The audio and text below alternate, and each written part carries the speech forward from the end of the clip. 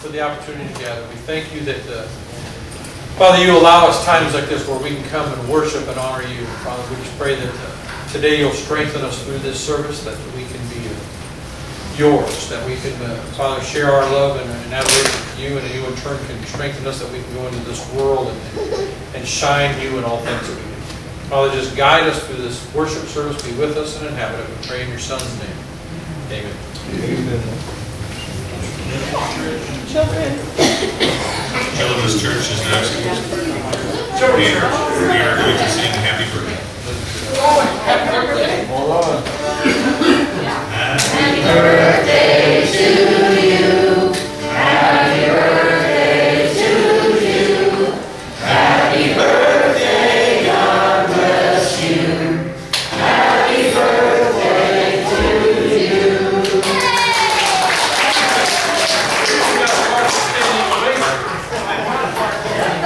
I would like to welcome everybody here today, especially our friends here for the first time. Join us now as we worship the Lord. Glenn, these are the days.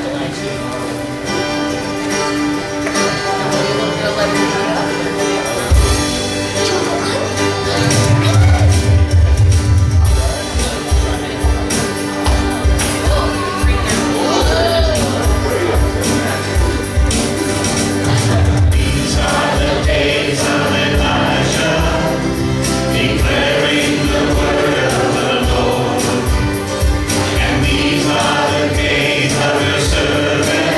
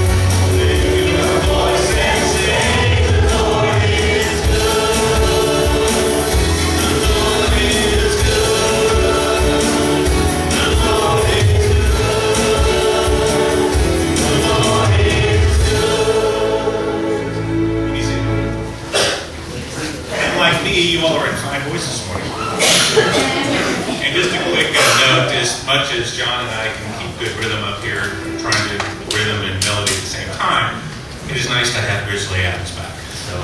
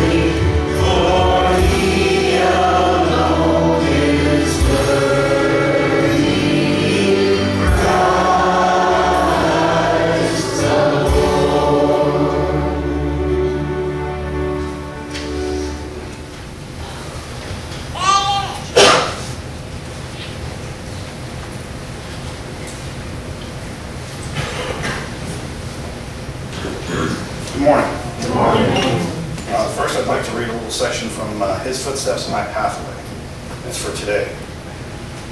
The God who formed you at birth, the God who gave you breath, the God who loves you every moment of every day, the God who has sent His Son to save you and claim you as His own, the God who is your dearest Heavenly Father, the God who cares for you, the God who is for you. He is the God who will never abandon you in life, harm you in death, or forsake you throughout eternity. Communion is our time to remember the sacrifice that God did. He sent His Son to die for our sins. We take the bread to remember His body that was broken, and we take the juice to remember His blood that was shed, so that one day we can be with Him. Most of the time when people pray for a regular meal, they say, for the nourishment of our body. This is for the nourishment of our souls. So just remember that when you take communion.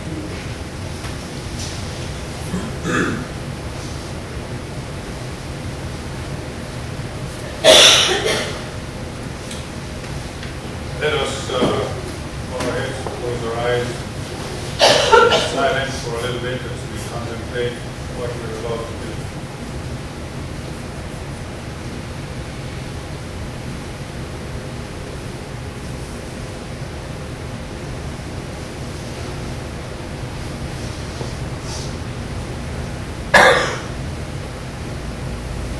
Father, it's so good to come into your presence. Know that you are the greatest God in all the earth, that all heaven and earth belongs to you, and everything is in it, that we are your children and your servants. So we come to you this morning, searching our hearts for how better we can be your sons and daughters and your servants. So open our eyes, open our hearts, Father, that you will be pleased by what we do today, in remembering the sacrifice of the Lord and Savior Jesus Christ. And that you will be pleased by how we carry that memory throughout the week, lifting your name on high and praising your holy name. And we pray that as we commune with you now and participate in this sacrifice, that the glory of your presence rest upon us all and go with us through this week, we pray in Jesus' name. Amen.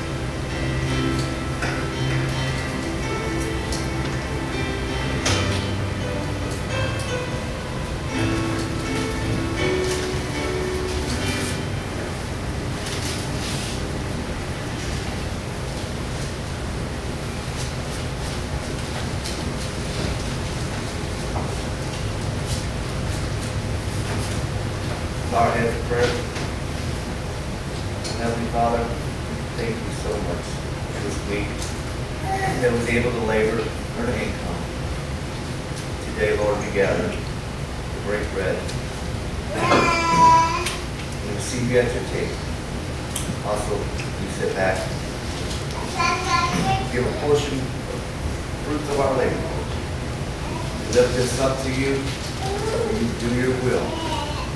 Spread your word. Help us spread your grace and your love throughout our communities, throughout our nation. Thank you for this. Bless this offering in your precious Son's name.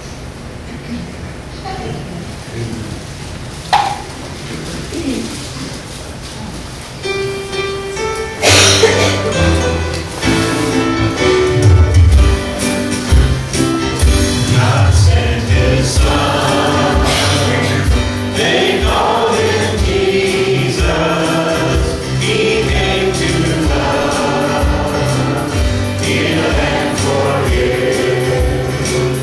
He lived and died to buy my pardon, and empty graves and to prove my Savior lives.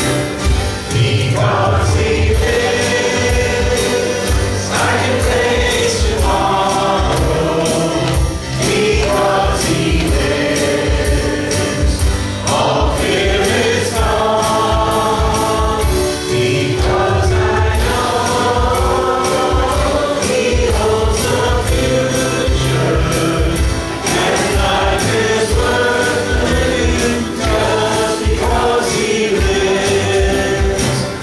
And then one day I'll cross the river, I'll fight my spine, full bore with pain. And then as death gives way to victory, I'll see the light of glory again. I'll know he lives. Because he lives, I can face tomorrow. Because he lives, all fear is gone.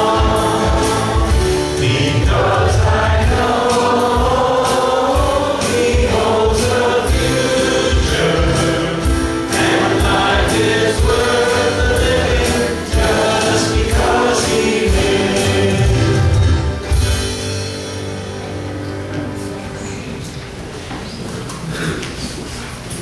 Running lights, it's time to wake up, isn't it? How come you go?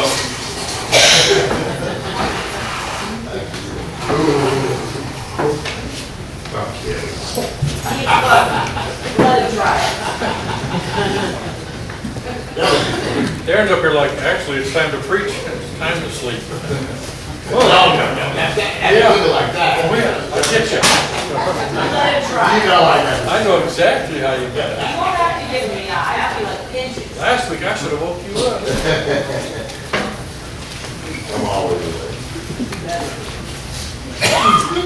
So, we're going to be in the book of Revelation. And I know most of your experience with the book of Revelation is, huh? Is that what it makes you say? You read some of the passages and you're like, huh? But they're in the midst of all that hard passages, all those places where it's difficult, comes this really, really simple verse. Revelation chapter 3, verse 20. Revelation chapter 3, verse 20. Forgot my glasses today and I got these loaners. They're pretty. They make me look sexy? Nothing worse than that. No. Revelation chapter 3, verse 20. Reads like this. Here I am. I stand at the door and I knock. If If anyone hears my voice and opens the door, I will come in and eat with him and he with me. Simple verse. We're going to put up a picture on the screen, and I want you to look close at it. There was an artist who did this picture, and as he painted this picture, he did everything he thought was right from the book of Revelation. His name was Holman, and you've probably seen this picture other places. It's in all kinds of books, it's all kinds of places. And what do you see depicted there? Jesus knocking on the door. What else do you notice? No doorknob. No doorknob. The artist was asked when he unveiled this painting and showed people, right away someone said, "There's no doorknob." They said, "Did you forget the doorknob?" And the artist said, "Oh, I didn't forget the doorknob." For you see, that verse in Revelation simply means this: I stand at the door and knock. In other words, he's knocking at your door, and the only way he can get in is if you open it. Now, that's a classic door from back in their time period. A lot of doors back then didn't have doorknobs because on the inside they had a knob that they would shove it, and they had a slide bar across. And in order to get in their house, normally all you'd have to do is push the door open. Jesus says, I stand at your door and I knock. I knock. The first part is he's knocking. What does knocking mean? Drawing attention to. He's saying, hey, I'm here. Jesus is knocking on the door. He's saying, hey, I'm here.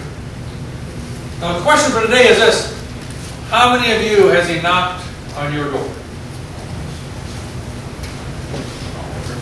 Most all of us here, right? How many of you answered the door? You see, this verse is so simple. It's stuck in the midst of one of the hardest books there is to understand because of all the picture words and everything that they use and the descriptions. But it's one of the simplest verses there is. Jesus stands at the door and knocks, and he waits for you to answer. He doesn't force himself upon you. He doesn't push his way in. He doesn't just barge in. He's a gentleman and he knocks. You remember when Jesus was hung on the cross? When he died on the cross? When he was buried in the tomb and arose to live again? And the disciples were where? Hiding. Back up in that upper room in hiding in seclusion. And when he came to them, he what? Knocked at the door. Why did he knock? So there's To draw attention. To enter. He wanted to enter. He wanted to be back a part of them, and he wanted them to answer. And it's such a simple verse that it means so much. Jesus is knocking on your door, waiting for you to answer. And he doesn't just knock once. Read your Bible, read through the verses. Jesus knocks daily. Every day, Jesus wants you to answer the door and allow him in. You ever go through a day without him?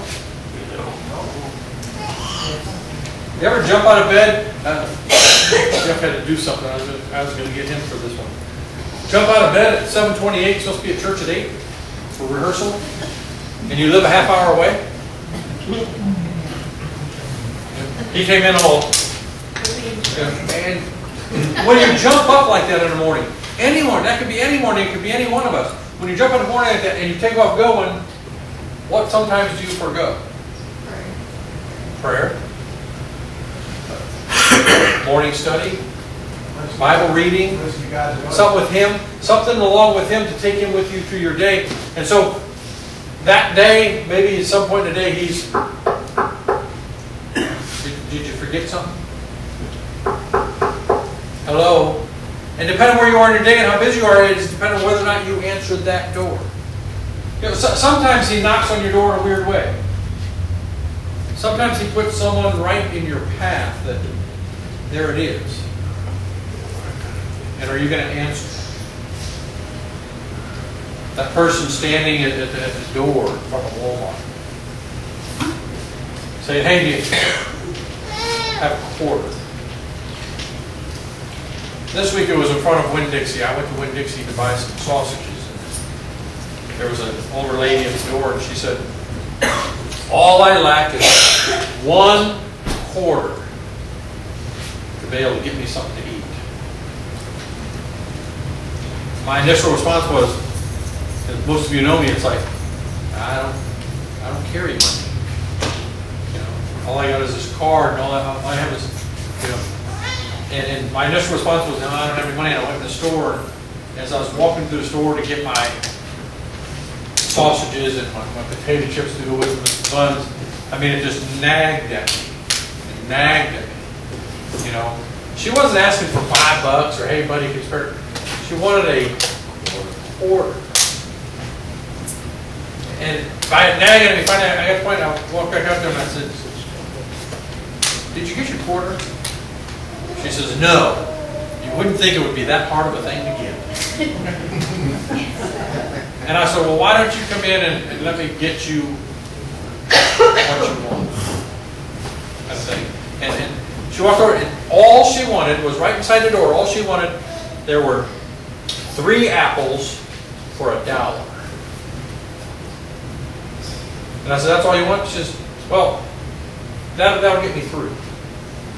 You know, that'll give me 3 meals." And I started there thinking, and I'm putting together a sermon this week, and here's that thing, and me and Kevin, I says, "God is a knocking."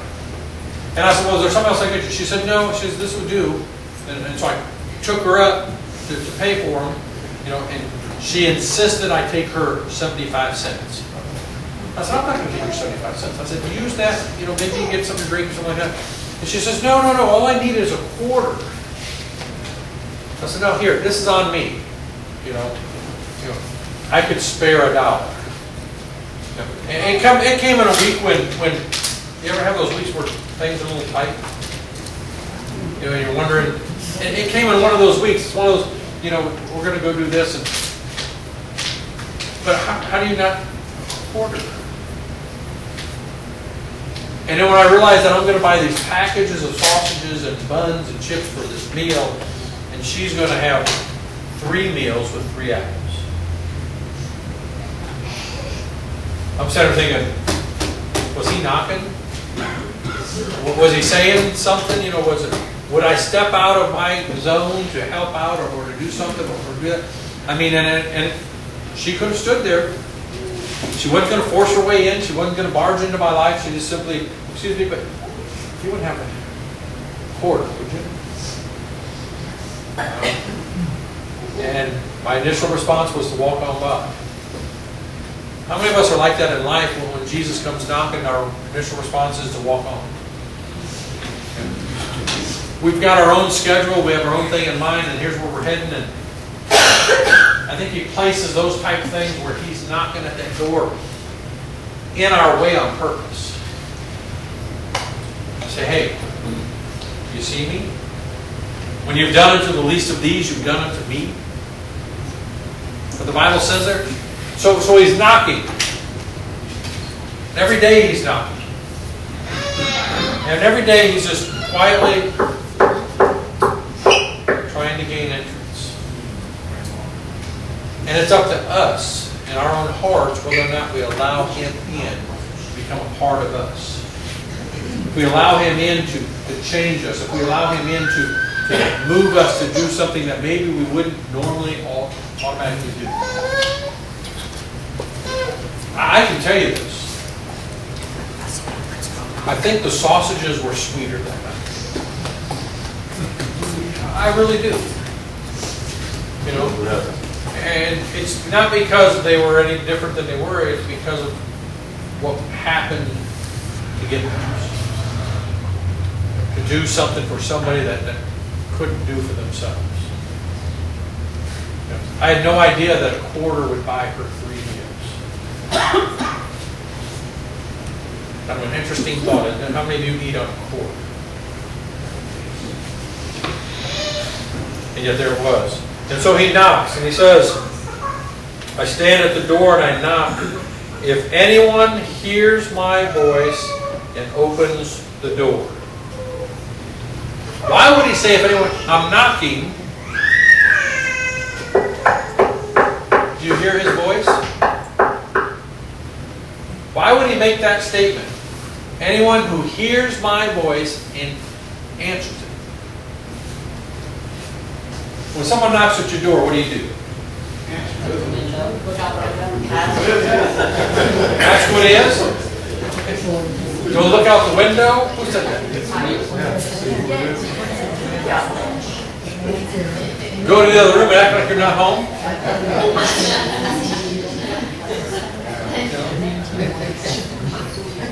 How many of you ever say, who is it?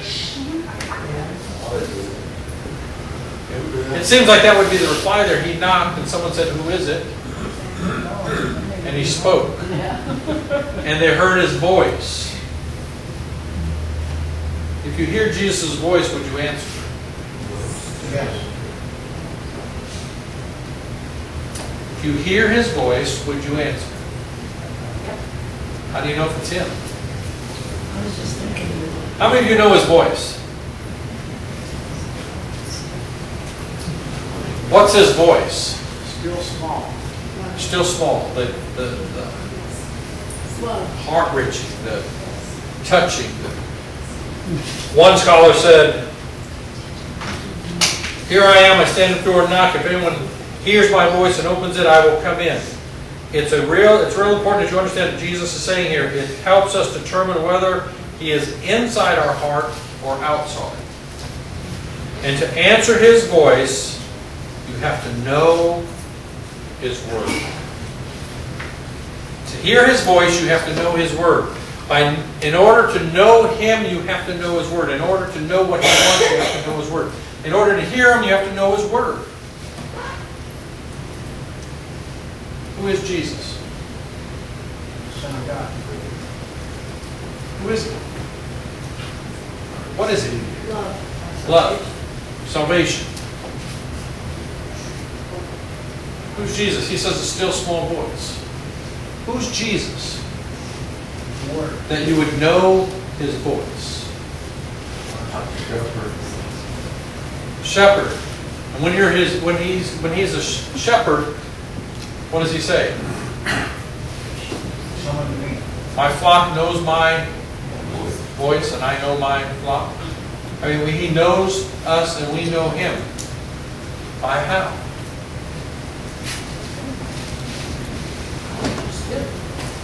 By his word. By his word telling us who he is. He's grace. He's mercy. He's love. He's that still small voice. He's the contentment in life. He's so many different words that describe Jesus of who he is. Savior, someone said. He's salvation. We could go all day naming things that Jesus is, and that's how we hear his voice. I think his voice was asking for a quarter. We can hear it today. We can hear it in many different ways. And if you hear his voice and you answer it, what? He will come and eat with you and you with him. What does that mean? Remember, it's in the book of Revelation. It's in there. What does that mean? Fellowship with him. I go to prepare a place. And if I go to prepare a place, surely I'll come back to you so that you can be where I am also. How do we picture heaven? This huge feast, right? There's this big banquet hall. And he's saying, it's simple. I stand at the door and knock. If you hear my voice and answer it, then I will come and eat with you and you with me.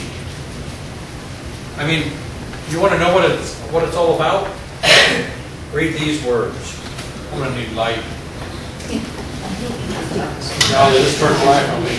It says, next verse, To him who overcomes, I will give you the right to sit with me on my throne, just as I have overcame and sat down with my Father on his throne. He who has an ear, let him hear what the Spirit says to the churches. He's saying, what? You answer my call, I will come and eat with you and you with me. You will sit on my throne with me. Some people ask, what is Revelation all about? There it is.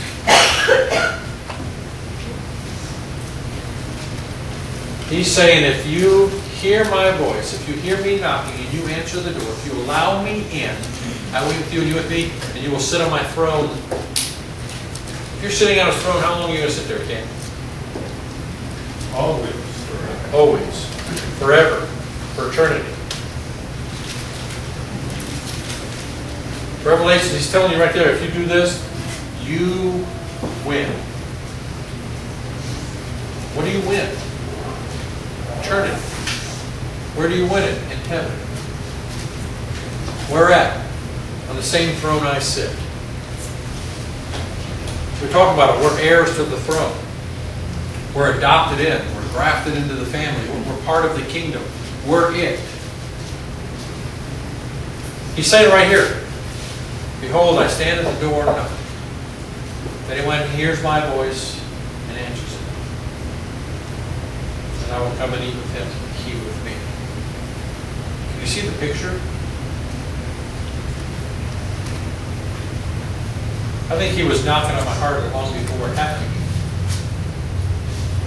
But I know that when I was in 7th grade, he knocked and I answered. He knocked and I walked an aisle. And I said that good confession of faith, I believe that Jesus Christ is the Son of God, and I accept him as my Lord and as my Savior. And I was buried with him in baptism and raised to live a new life. Not the old life that I was living, but a new life. A changed life. Last week we told you a transformed life. We're now in the world, but we're not of the world. We're changed. We're meant to live somewhere else, and that somewhere else is what he's talking about here. That's heaven. This is not our home. We're just passing through. And as we pass through, we have to do those things he commands us. We have to buy 3 apples for the little old lady. We have to answer the call, wherever that call is.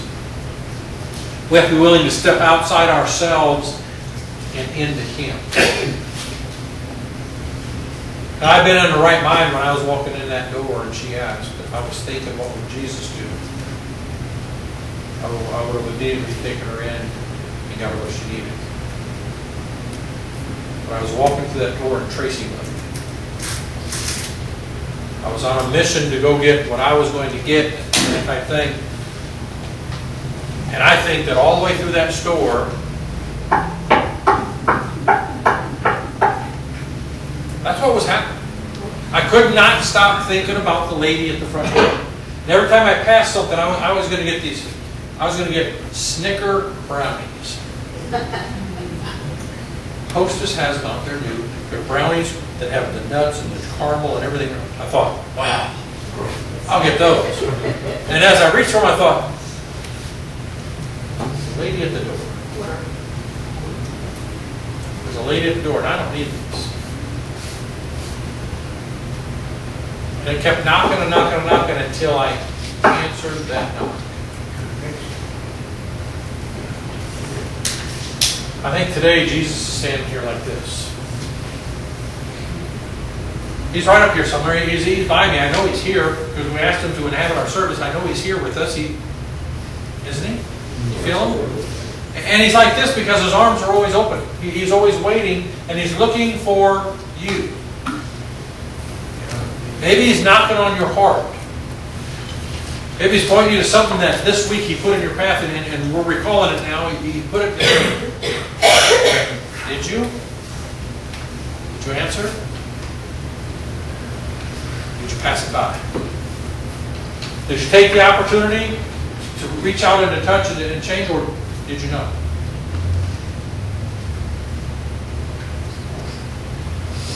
It's not hard. just being willing to be used and to answer that call. It took me 5 aisles and the meat section to come to my senses. As soon as I reached down in that meat section and picked up those 2 packages of sausage, it just like came to me. I knew what I had to do. Thought about it that whole time going up and down the aisles. They hide the bread there. They search for it. That's why I was going up and down the aisles. Otherwise, I've been in and out. I'm one of those, go get it, move on. You know, there I was. I got home and we ate the sausage, did the stuff. I opened up my computer, and then once I get where I'm heading in the sermon, I always leave all the tabs open across the top. So I can go look at it and fresh up my mind, do that. And I sat down and opened up those tabs, and there it was. And I'm like, and I had to ask myself the question, what if I didn't? I told you the sausage tasted sweeter. You know? It was just because of what it was. Would it have tasted worse? You know, would I have sat there in my chair and had that gnaw at me all night long that that lady just wanted a quarter? You know, and those things. I mean, if we didn't answer that call. And so you have to look at it, and it's there. It's so simple. Behold, I stand at the door and I knock. If anyone hears my voice and opens the door, I will come in and eat with him and him with me. I mean, it's so simple, and it's in the midst there of that tough book of Revelation. And it's simply, he's just saying, listen, it's this simple. Answer. Sitting here today are probably a bunch of you that have answered the call. You've heard him knock on your heart, and you walked an aisle, and you accepted him as your Lord and Savior. Wherever you were, whatever state you were in, I mean, you were there, and you answered that call. And I explained to someone yesterday, that's the first call. The first call sometimes is the easiest.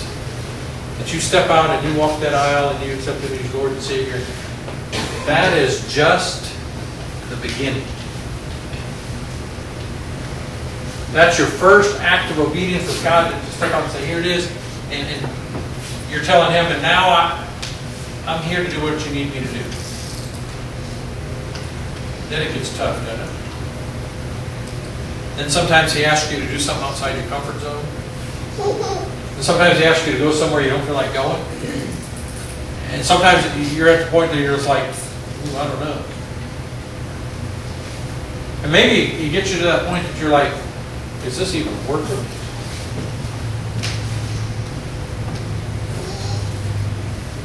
Throughout your life, you are going to make decisions. Throughout your life, he is going to knock on your door and give you opportunities to serve and lead.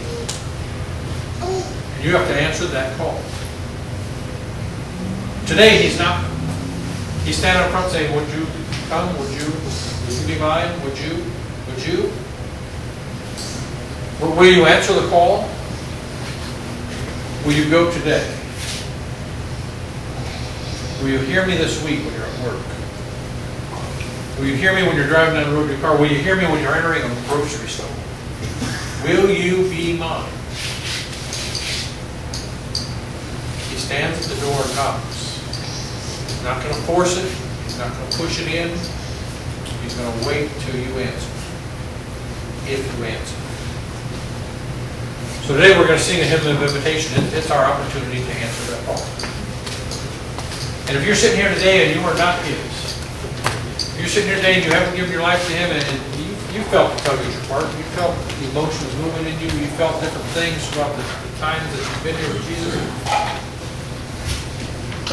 all he's asking for you to do is answer the call. Answer that knock. To hear his voice.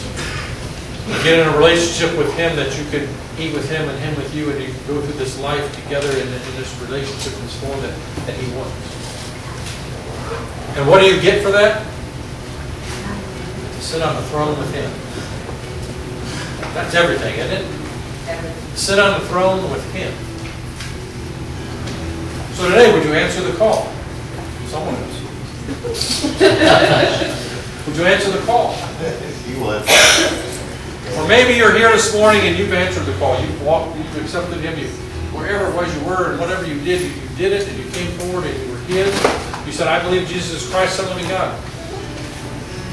Like I said, it just starts there. He's still knocking. He's still waiting for you to answer, to do those things that He's placed before you, to give you an opportunity to serve Him. Will you answer the call? Are you going to open the door? Are you going to let Him in? Every morning we start anew. Every morning we start afresh. I mean, I start my mornings with God, forgive me of everything, and help me get it straight today. Man, on that straight and narrow, I'm focused right there. But I answer what He's going to ask me to do that day. Are you going to answer? We're going to stand and we're going to sing, and if you hear His voice, answer. Hear Him. That's what sing.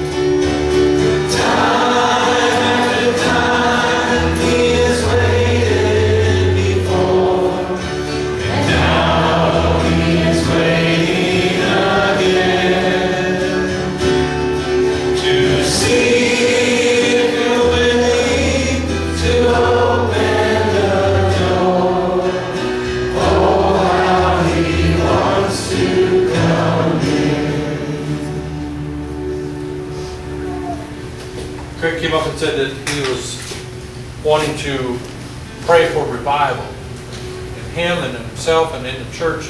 He said he would like to invite everyone would to pray along with him. Revival starts, that we can make a difference, that we can answer the call when the call comes. It's a good prayer request. Answer that call. We're going to close right now with a word of prayer, and we'll do this thing. Father, we thank you for life. We thank you for your Son. We thank you for your love for us, that you were willing to send him. And Father, that today he stands at the door and knocks, and it's up to us to answer. Father, to answer for whatever the call is.